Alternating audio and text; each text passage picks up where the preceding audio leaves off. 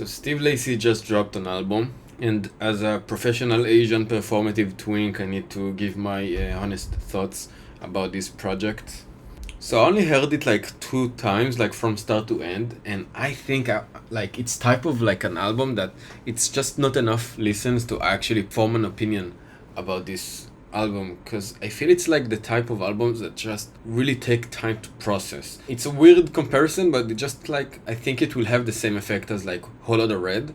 I remember when Hollow the Red came out, everyone were expecting to have like a Cash Cardi type of album, and a lot of people were talking shit about it. Most of the perceived like opinion were really bad about Hollow the Red, but then months to come, years to come, it became a cult classic, and I think Oh Yeah will fall into that same spot, because I think a lot of people just expected to have, you know, the album of the summer of Steve Lacy just dropping Gemini Rights 2, everything will be fun and good, and yeah, it's just not the same vibe. Like I also expected it to be like, you know, the album of the summer and eternal sunshine and fun, and it's not what we expected. But because it's not what expected doesn't mean it's bad or disappointing. Honestly, like the more I listen to it, the more I like it. So I just think when you listen to it and you listen to the lyrics, the first thing that actually comes to my mind is just I think that Steve just really had a lot of fun making this album. Like you look at the lyrics, how goofy and whimsy they are.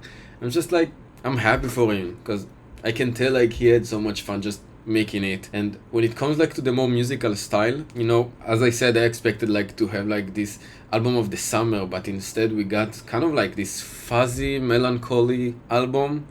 Like when you go for songs like Show You Me, it likes the same feeling like of, you know, when you were a teenager and you had like a summer crush and it didn't work. So it's like a fuzzy feeling, but not like fully depressed sad boy. It's like a warm sadness. I don't know how to explain it. And it's kind of like nostalgic, and I really like it. I really like this vibe he went to.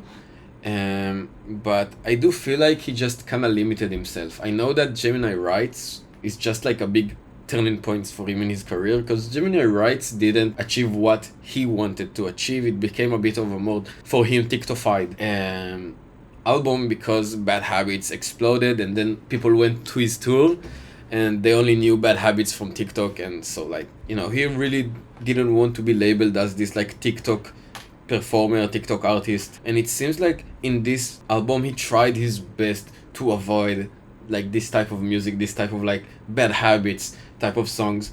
And I feel like he just limited himself, you know, because Gemini writes, when you don't look about the aftermaths of like the TikTokification, it's a really good project. It's like his best project. I see Gemini writes as an album with no skips, absolutely banger. And here he just like, he tries so much to not fall into that pattern that it just feel like a wasted potential, you know. So I get why some people are disappointed with it, but I also like this version of himself, because I feel like he just play into like his most strongest attributes when it comes to just like songs that are very simple, mostly based on like guitars and very simple melodies, not a lot of layers. And I really like it, because every song you have like a different way he used his vocals and guitar to sound different.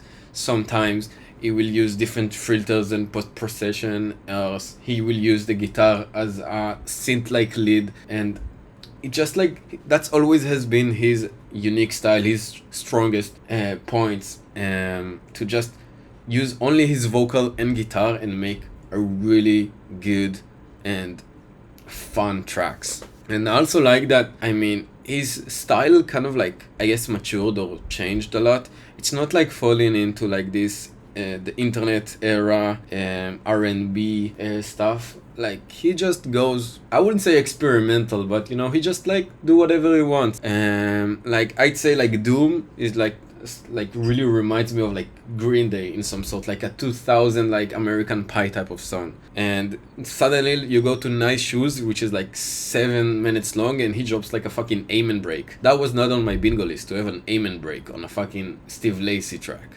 And obviously you have like The Feeling that he dropped prematurely, and I think obviously this is the best track. It's the most special and I feel most rich like production, but I still feel like for me there are a lot of skips in this album. Obviously I think it will change with more time, but for now I will still place Gemini Rights higher than Oh Yeah. Yeah, I feel like it have its own charm, but I still feel like he's just like he has so much potential to drop something, you know, very, very, very masterpiece. And that's not a masterpiece in my opinion. Gemini Writes is a masterpiece in my opinion as a professional Asian twink.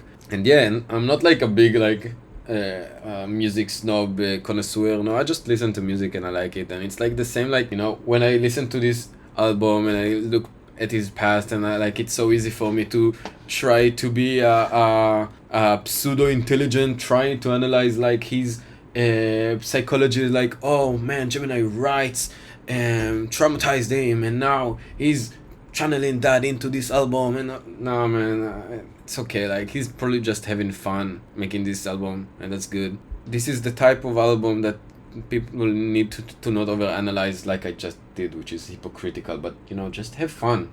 It's a fun album, and definitely like Steve just went to have fun when he recorded it.